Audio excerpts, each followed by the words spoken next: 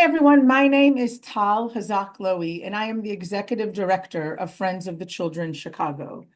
I'm really excited that you all came to spend this half hour with us. I want to tell you a little bit about Friends of the Children. We are a mentoring organization, but I actually think it's more accurate to describe us as a human rights organization. There are a few things that make us unique. The first is who we serve. We intentionally identify the children and families that are born into and facing the most challenging circumstances. We do outreach to gain their trust and to get them to enroll their children starting at the age of 4 to 6 years old. And we bring children, about kindergartners, into our program. And then we make a commitment to staying by that child and family side for 12 and a half years, no matter what. There's nothing a child can do to be kicked out of our program. The families that we serve all face really challenging lives, and that often makes their lives very insecure, and they are very transient. They move a lot. It may be because of caregiver instability. It may be because of housing insecurity. It may be because of interpersonal or community violence. But as long as that child moves within a 25-mile radius, we follow that child wherever they go. We are not a curriculum-based program in that we are focused, our first and utmost priority is on the well-being of the child, the physical and emotional well-being of that child. And we will do everything we need to do to take care of that child. And only after that child's well-being is taken care of, do we shift to work to help that child build different skills. And I call that providing the child with baseline humanitarian support. We've been in Chicago for just over 7 years, but we're part of a national network that's been around for 30 years that has proven results. 92% of the children that go through our program go on to enroll in post-secondary education, enlist in the military, or enter full-time employment. And another very unique thing, and this is what I'm excited for you all to meet Nate today, is that we don't work with volunteer mentors. We hire and train full-time salaried professional mentors. This is their full-time job. You're about to meet Nate Vidal-Haymes. This is his full-time job being a professional mentor. All of our professional mentors have at least a bachelor's degree in 2 years experience working with youth, and then we give them extensive training once they start there with us. Nate, it's my pleasure to introduce you all to Nate Vidal-Haymes. Nate has been a professional mentor with us for 7 months.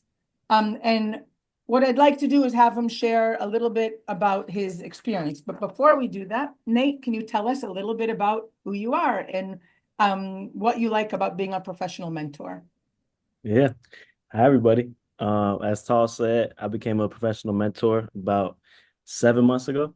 I studied peace, justice, and conflict studies at DePaul University.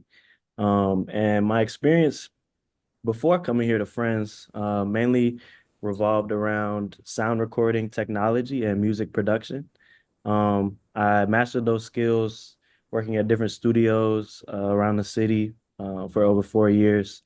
And along that road, I decided that I wanted to share those skills with my community and specifically people without access to them.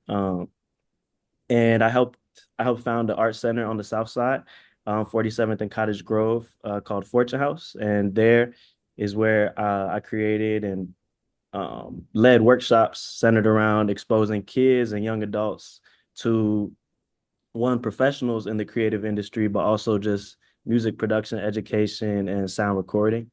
A friend of mine, David, who's actually in the Zoom with us, he's another professional mentor here.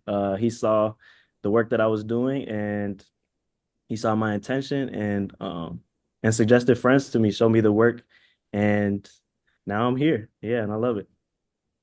Amazing. So Nate works with a roster of 8 boys. He spends 3 to 4 hours a week with each child. Today, we're going to focus on just one child. We're going to call him Micah. That's not his real name. Micah is a kindergartner, and Nate and Micah have been paired together for the past 6 months. Before I ask Nate to share, I want to remind you all that we're talking about real people. These are their lives, and it's really important to me that we remember that and that we treat their stories with dignity and to realize that these are their real lived experiences. So Nate, can we just start by you just telling us a little bit about Micah? What is he like? What does he like to do? Who is he? Yeah. Micah is a ball of energy.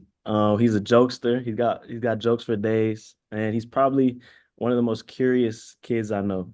He's got questions for days too. And he loves talking to people. He loves Michael Jackson. I play Michael Jackson in the car, and he sings his heart out. And yeah, he loves sports too. Yeah, he's a great kid. Amazing. Um, so some people, I just want to remind everyone, all children enter our program between the ages of 4 and 6 years old. And for some people, that doesn't make sense. Like, why do you start with a child so young? And Micah, I think, is a good example. So all of the children that are in our program come into our program because their lives are really challenging.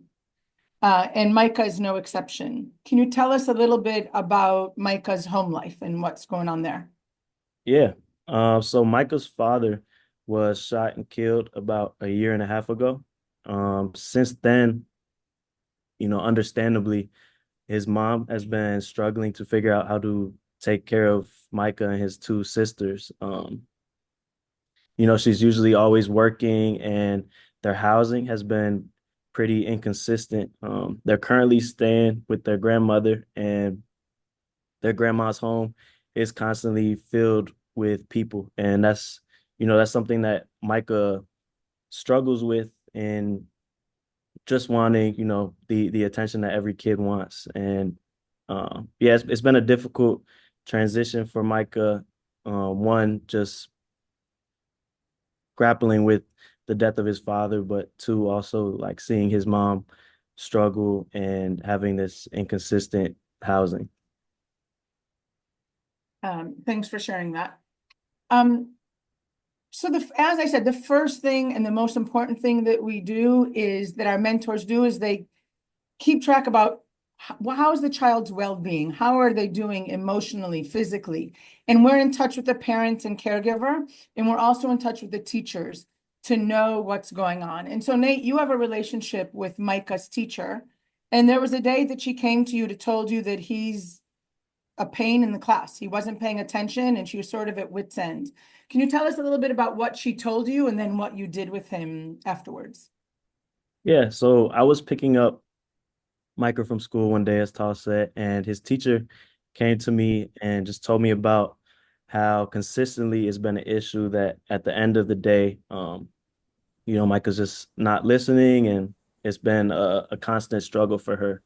And in hearing that, and I think my friends training helped with this. I see that Micah is very dysregulated. I was able to, in my own regulated mind, have take him to a place where he could be more comfortable and regulated. So I decided to take him to get ice cream, which is something, given his mom's circumstance, or really any parent, like, you hear your child is misbehaving in school, that's probably the last thing you're going to take them to do. But yeah, I took Micah to go get ice cream, and we went to Margie's, a famous ice cream spot. They give super big bowls of ice cream, so Micah was super excited about that. But we sat down, we were just talking. I eventually asked him, like, what's going on at school? What's what's making you not listen in class? And he instantly opened up to me. He told me that he thinks about his dad a lot.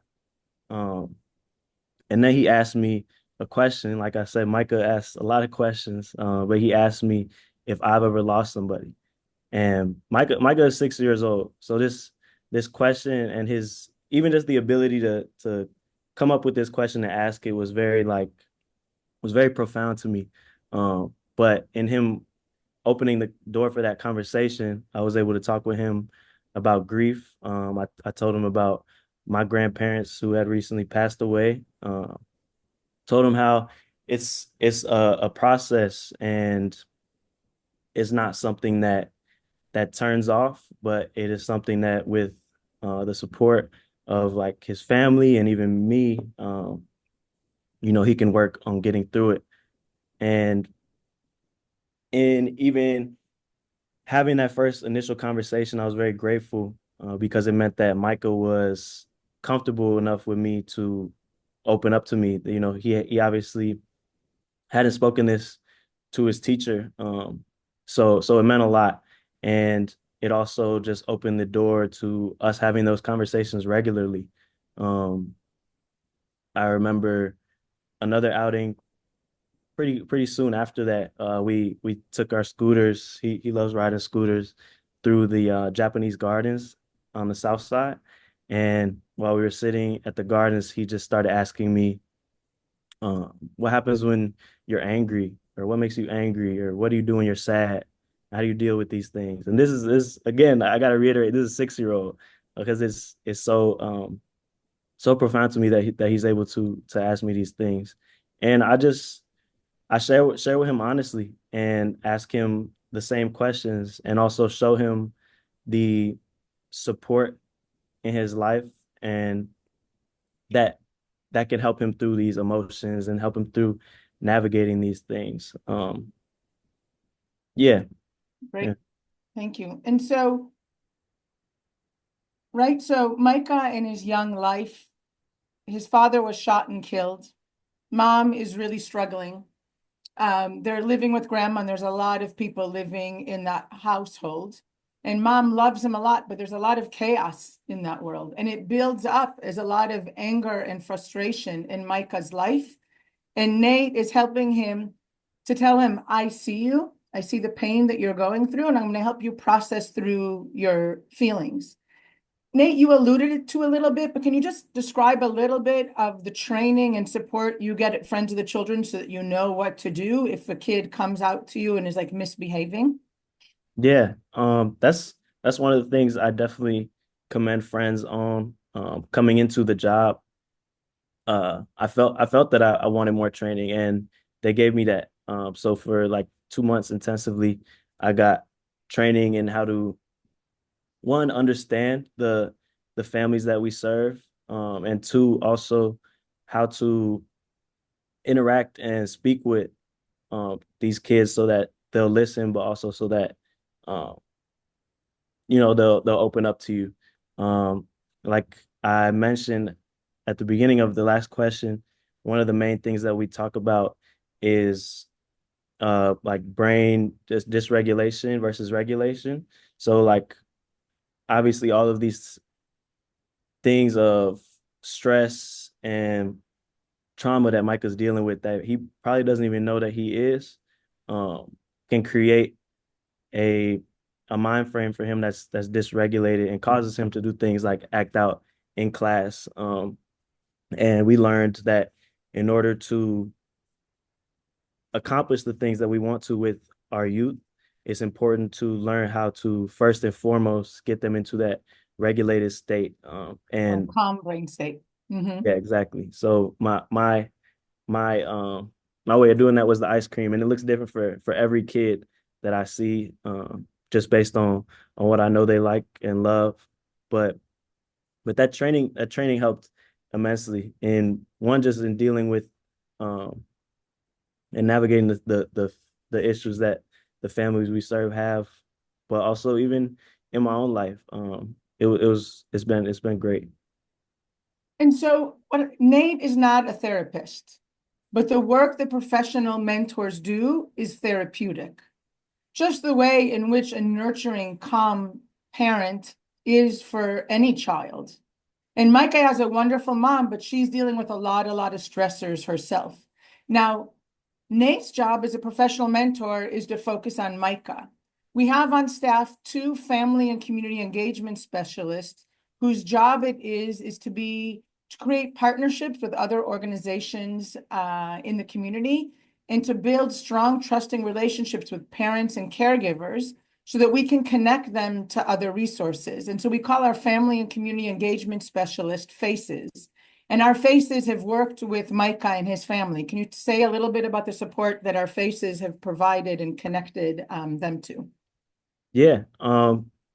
So in being gender, gender expression. Like she talks about, like she's just such a in being introduced to the problems that Michael was facing, another mentor that works here as well, Tanvi, she works with Michael's sister, and me and Tanvi were just speaking about the things that we've been noticing and how, their father, how impactful their father's passing has been on them. And we, with the help of our program managers, were able to work with Faces to enroll the entire family in therapy. So the mom agreed to it and agreed to have all the children in it as well. So that was a huge step, and they're just getting the ball rolling now, but I know it's going to be extremely beneficial to them and their family and their healing.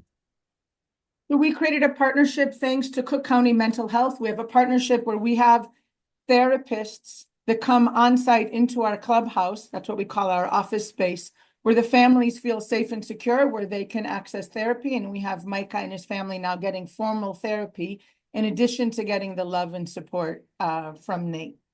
And so every human being works the same way. Until we feel physically and emotionally safe and secure, we can't learn new skills, right? That's what we call the regulated and dysregulated. And if any of you all are ever interested, I'm happy to talk to you about it at length. Once we get the child into a calm brain state, that's when our professional mentors shift to work on what we call one of our 5 focus areas, which are self-awareness, team of support, building independence, goal setting, and literacy development. And this is only a half-hour Zoom, so we're just going to focus on 2. But one of them, for building independence, it is our goal that every child, starting with kindergartners, learn 4 specific building independence skills so we can really build and celebrate their autonomy.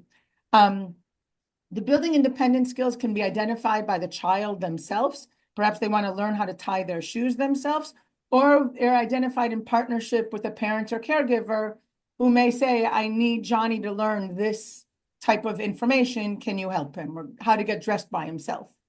So can you tell us, what are you working on with Micah right now? What's his building independence skill that you're working on? Yeah. So our first skill that we worked on together was him tying his shoes. And then after we worked on it and worked on it, he's like, okay, Mr. Nate, I mastered it. I'm done. I did it. So Yay. that was a big moment. And then now we're working on learning his mom's phone number. He loves his mom and talks about her constantly. So and just that's a good thing for every kid to know, but also just being able to reach out to her when anything happens, he can know to call her. Amazing. Thank you. So literacy development is also one of our focus areas. I would love to talk to each and every one of you for so long about literacy development.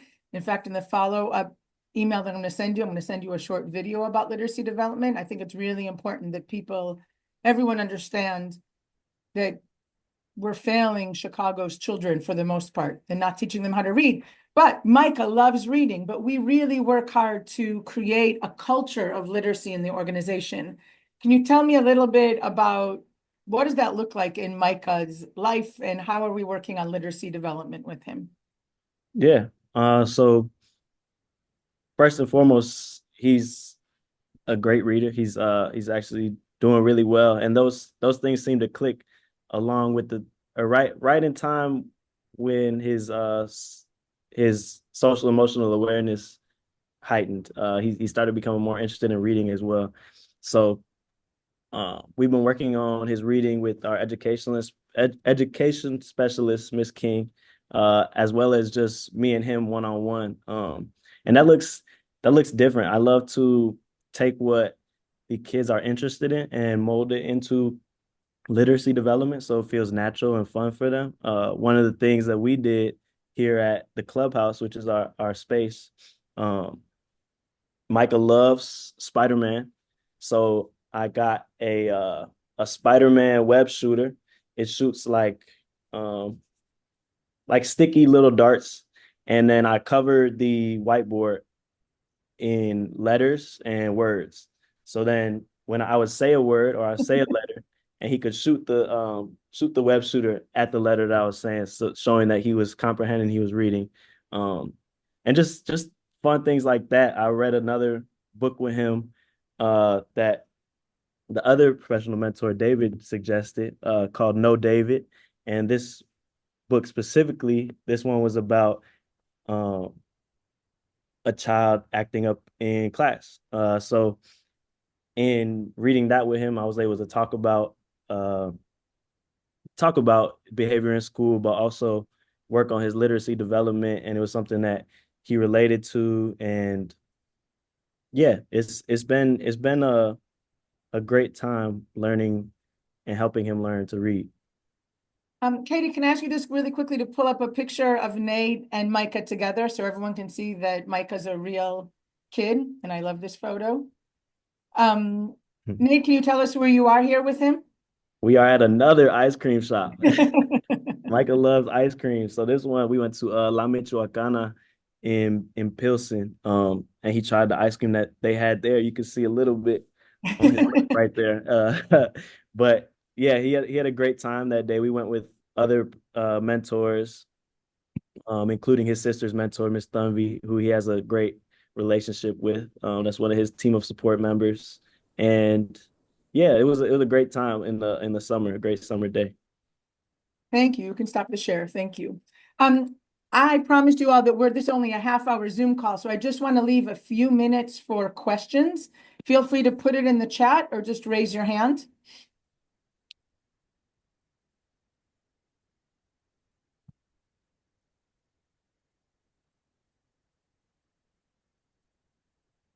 And while we wait for any questions to come in, yes, Melissa.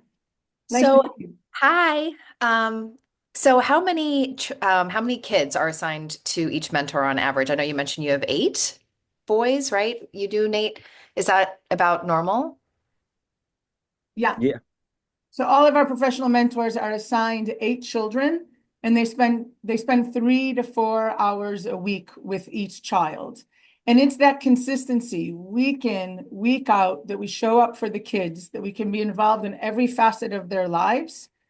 And then we notice what challenges are in their way, and we find the resources or do the things that will help them. And then we also help them build skills. So we have relationships with their parents or caregivers and their teachers, and whoever else is in their community. And just like people who have their own children, we don't have any illusion that we can fix all of the many, many challenges that our children have in their families, but we can find the resources and we'll do everything we can so that we can address the challenges that they face, or at the very least tell them that we see you and to validate their pain. We're currently serving 128 children in Chicago. We have 16 mentors serving 128 children. We are aiming right now to bring on an additional 3 mentors by March 1st. We'll bring on an additional 24 kindergartners, and we're hoping by next summer to bring on between 8 to 24 more kindergartners. So we'll add between 24 to 48 more kids this school year.